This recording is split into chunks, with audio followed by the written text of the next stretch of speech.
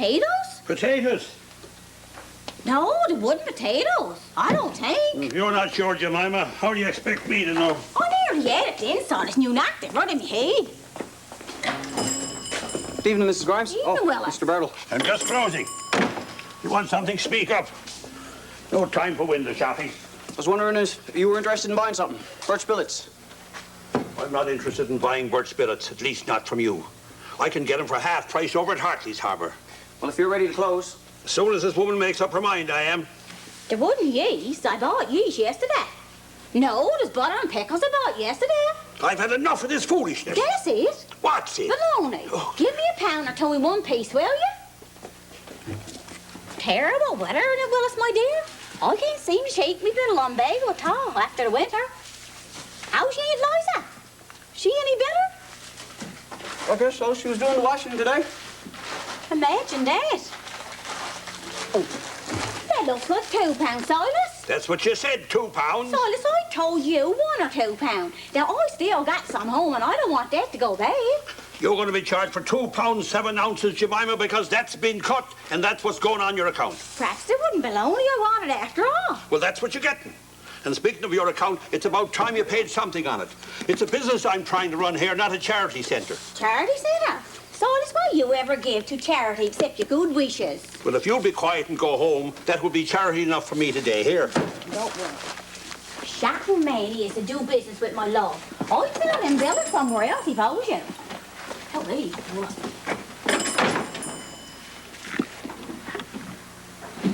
You can go too.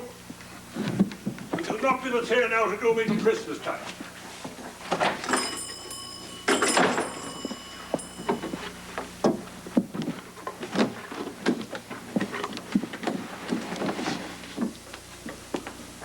He's gone too. Probably stolen something. I knew it. There's an apple missing. I swear it. God.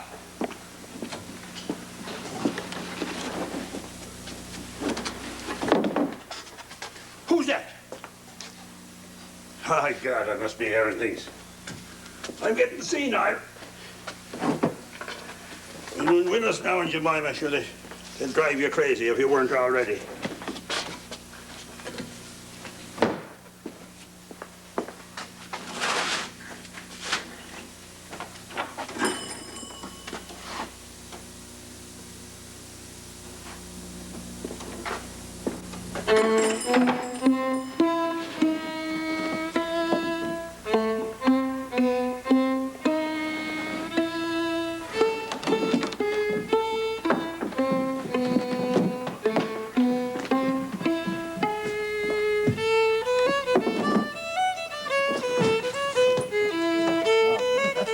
One fellow going to murder another fellow because the second fellow was trying to run off with the first fellow's wife.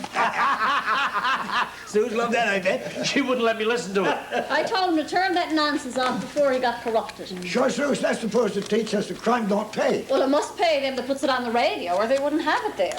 That doesn't pay in Pigeon Inlet. We got no criminals here. I wouldn't be too sure of that now, not too sure at all. What do you mean? Because while you fellas are sitting around gossiping, we've got a crime wave underway in Pigeon Inlet. You want something? I was wondering if you're interested in buying some more fish. With Madeira, I'll buy it.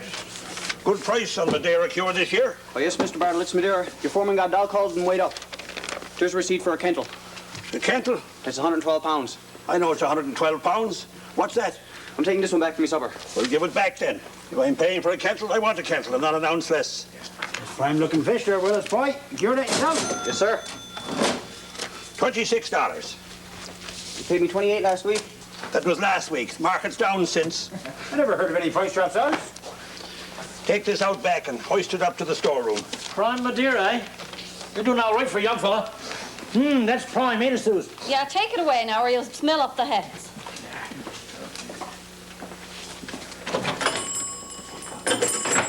Eli, are you still keeping the union books? For the time being anyway, Silas. How many kentals would you say that young fella cured up this season?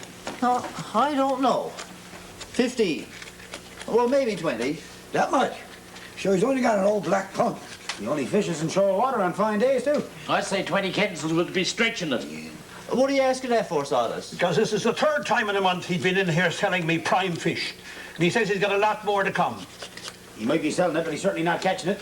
I only got 25 kettles myself this year. And if I can't catch as much as that young snipe, I'll give up. I've never seen him out on the water yet. He's always hanging around here in the evenings. So where's he getting it if he's not catching it? He wouldn't be stealing it, would he? Well, he was taking it from me, I'd be missing it. Yes, if he was stealing a yaffle from me, I'd know it, let alone a kentel. Yaffles? Kentles? I've got a suspicion he's taking it from my storeroom. Silas, you don't even know if there's any missing yet. Well, he's been hanging around here at closing time for the last 3 weeks, according to Sue's. And the next day he's in here selling me fish. Sure, there's no trouble to check it. How much you got up there anyway, Silas? I'll be buying from every man in the harbour. I should have about 200 kentles. That's for sure. Last evening I was supposed to be down here alone at closing, and I heard something which made me think that I wasn't. What? Noise. What noise? What kind? Oh, what difference does it make what kind of noise? There's thievery going on here, and I know who's doing it. With a snooks. Well, if we know who's doing it, what are we going to do about it? I don't know what you're going to do about it, but I'm sending for the bounty. Come on, boys, we gotta be sure. Silas, you can't accuse a young fella of being a criminal with nothing to back you up, no proof. I'm wiring the bounty. Let him find the proof. Well, even if he is guilty, he's young enough to learn a good lesson. And, you know, these are modern times. They're doing something better with young criminals nowadays than punishing them. Yeah, they're putting him in jail. No, they're correcting them. Correct, no? See, punishing them is making them suffer for doing it the first time. But correcting them is fixing it so they won't do it again. There's a difference. Well, we should at least give him a chance. Ah, come on, Silas. He could be drove to it. Let's give him a chance. Look, I'll go up and check the storeroom for you and see how much of any is missing. I'll go look into his shed, see if there's any fish there at all. And I'll have an eye out the kitchen window to see what he's up to after dark. And check out the wood pile, Suze. We've been burning up more billets than we should for this time of year. He was in here yesterday trying to sell me birch billets. One thing at a time. Now, first we gotta find out about the fish. Come on, Jethro, boy. We got some detective work to do, brother. It's a crime wave we got in Pigeon Inlet. That's what it is, a regular crime wave. It comes from listening to it on the radio, like I said. Suze, you haven't paid for that hat. I forgot I had it on. I swear it went right out of my mind. Fish. Where's that fish? He took it.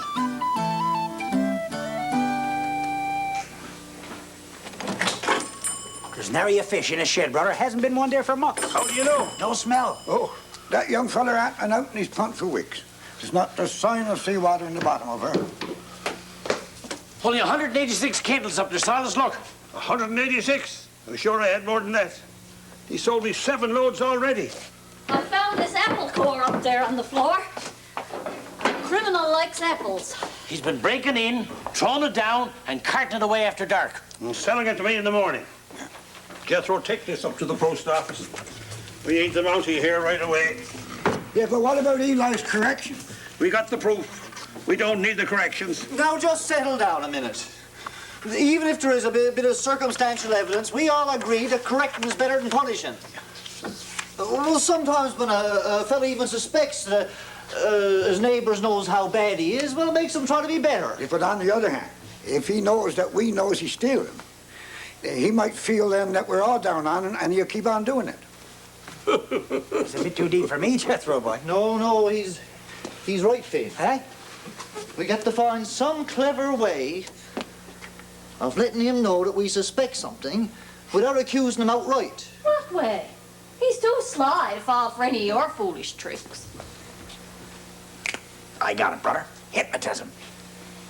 Hypnotism. Remember we was up St. John's last summer? We seen that young maid hypnotized by the bunny? Sound asleep in Barring's window for 5 days.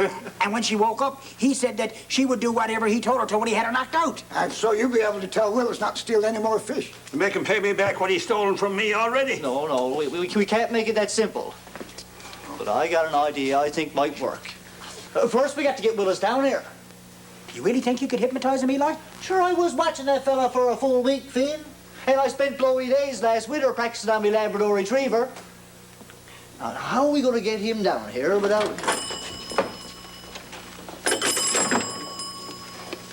Silas, you remember that 2 pounds of bologna you sold me yesterday? Yeah. Well, half of it is posted.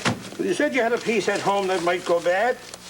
You sure this is not Are it? you accusing me? Jemima, just a minute, never mind it. Look, any chance you could do a small favour for us? Well, I'm in a bit of a hurry, Uncle Finn, but I suppose I could. Run up to Willis Snook's cabin and bring him back with you. In about 10 minutes. What for? Never mind what for, you just go up and bring him down. What he's wanting for? What am I going to tell him if he asks me? We're just trying to help him out of a little bit of trouble he's having, Jemima. You'll think of something on the way up, Jemima. Jethro, pass me 2 dinner plates from Silas China stock there. But they're $1.50 each. I consider it your donation to the Criminal Rehabilitation Fund, Silas. What are you going to do now, Eli? Never mind. Jethro, see, there's a nice layer of soot under the cover of that old stove. Soot? Yes, soot. Oh, my Willis. You haven't got it very good up here, have you? All by yourself since your poor old mother died? I'm looking after myself pretty well, Mrs. Grimes. Oh, I'll tell you what. You come down to Silas Barrett's with me, and I'll cook you up a nice supper if you happen to carry me groceries, and you can have all you can eat. Would you like that? Could use a good hot supper, all right. Better than this old salt fish all the time. Speaking of salt fish, did you hear that Silas is missing some of his? He thinks someone is stealing them right out of his storeroom. I'd eat much odds. He'd never miss a kennel or two. He's a merchant, and he's got lots of it. But that's not the point, Willis. Thou shalt not even covet thy neighbour's goods. That's what the good book says. Let alone go and steal them. Follow me down now. I gotta fatten you up. You're a scrawny's old chicken, ain't you? Did you get it? He's coming there, right behind me, see? Oh, lovely. Now, Silas, what about that bit of old baloney you Never told me mind that yesterday? bit of old baloney, Mimey. You come over here, my lady, and sit down. Look, take her easy, relax. Enjoy it. Look, you'll find us interesting. Trust me. Oh, excuse me, I didn't know you were having a meeting. No. Come right in, Willis. Come right in. We're just gathered here as part of a little investigation. Investigation? There's a criminal loose.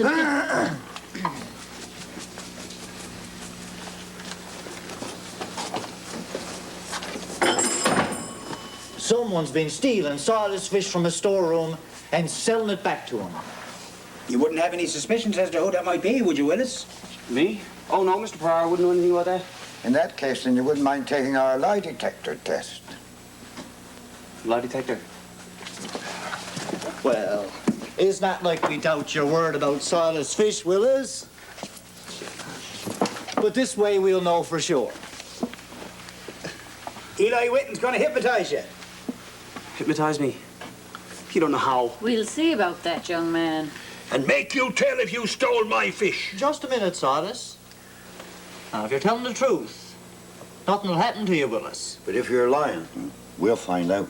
Oh, my. I don't believe you. Believe what you want. But I've seen it done. Relax. Relax now, Willis. And look me straight in the eyes and do exactly as I do. Take a deep, deep breath. And do exactly as I say. Men, to plates. What are the plates for? Shh, be quiet. See, some hypnotizers uses swinging watches. Others uses little buttons that spin around and around until you drop off. I uses plates. It don't matter what you use. It's called the external force. The external force? External force. Look me straight in the eyes, Willis, and do exactly as I do. Take your hand and rub the top of the plate. Now rub your hand across your face.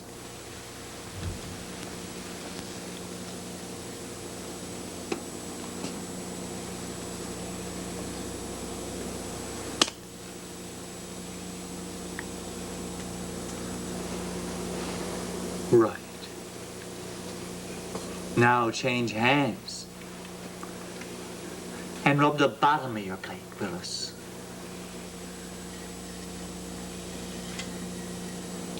Rub the plate, Willis.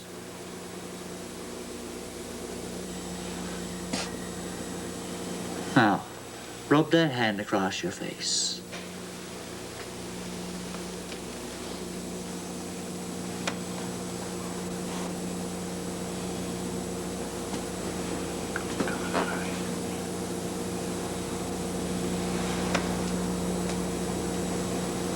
Slowly. Slowly.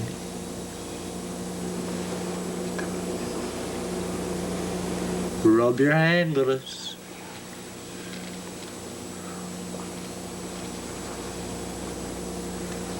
Rub your hand, Willis.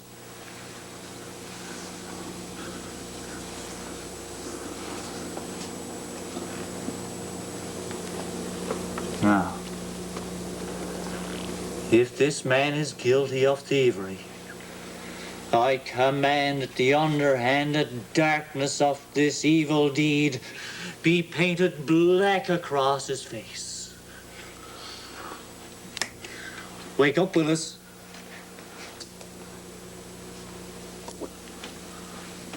Wake up, Willis. Look at you, black and guilty. You stole my fish. I did not. I did no such thing. Look in the mirror. Before. Go and look in the mirror, Willis.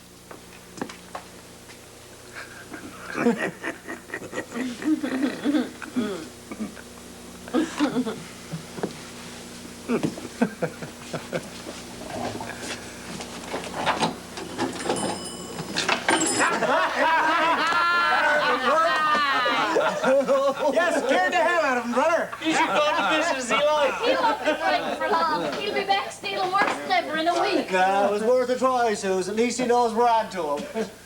Eli, come here, quick, look at this. Holy Josephat, Eli, you've knocked Jemima out.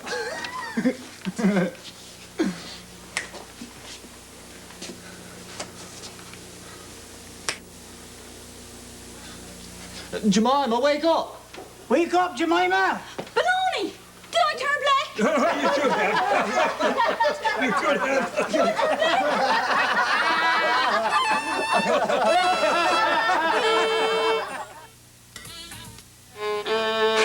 Pass me that brace and bit again, Lodge. This hole's not deep enough. I'm gonna put extra large charge in this one. I suppose we won't hurt him or anything, will we, Eli? Hurt him, no. Frighten him, yes. What's going on, boys? What'd you send for us for? That we should have realised a layer or two of soot wouldn't have cleaned up Willis' snook fin, boy. Our crime wave is on again, as Sue's predicted. He was over here last night stealing our birch billets. What's all this about? Another lesson we got to teach him? Indeed it is. Jethro, pass me that old powder horn. And there's gunpowder in that can there, Finn. Gunpowder? Yes, sir, gunpowder. It's a cold enough night. We figure it'll be over for a few more junks for sure. He sold all the ones he stole last night to Sears Skimble. And when he puts one of them into a stove, boom! Exactly. Oh, Jethro, pass me some brimstone off them old match heads there in the saucer. Brimstone? You sure think the devil's after him this time? And so he should, the stubborn little pest. Oh, hey, Jethro, keep a look out through that window. He should be coming home soon. Be careful, Jethro. His cabin is right across from the window. Here, Eli. Put these right on top of the pile. Right on top, sir. Who's there? What is it? Shh, turn off the lights. We're after Willis again. Look at the mess on my car. Oh, never mind the car, but turn off the lights, quick. Here, take these outside, Eli. All clear, Jethro? All clear.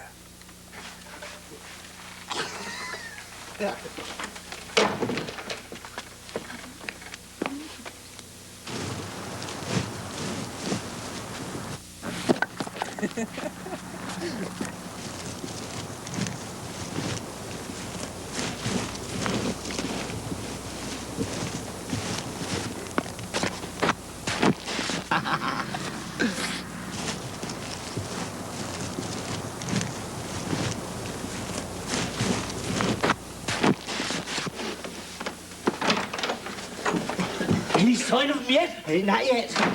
Wait, he's just coming home.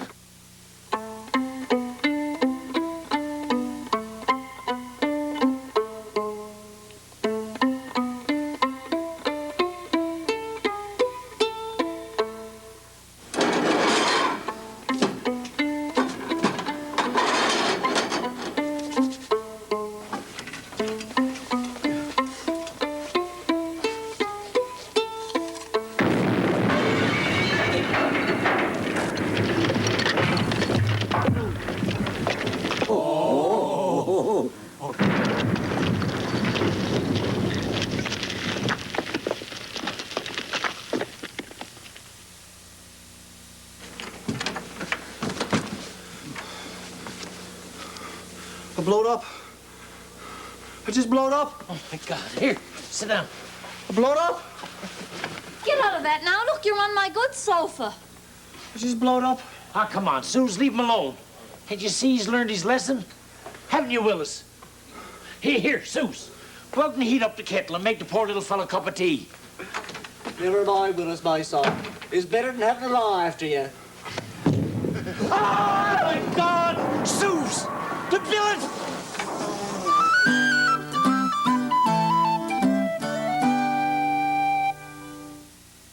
Yes, I blown up. And very pitiful, too. When I heard that bang then, Lodge, I knew Suze was...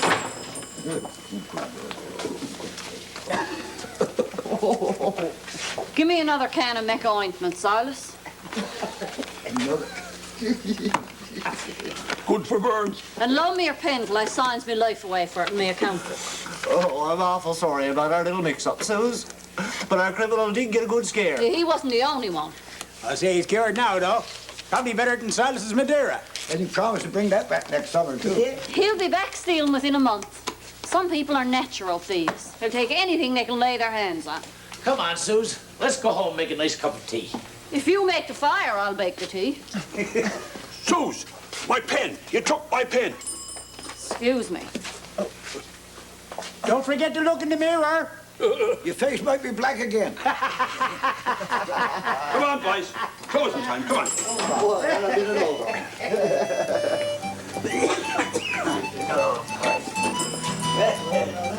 over.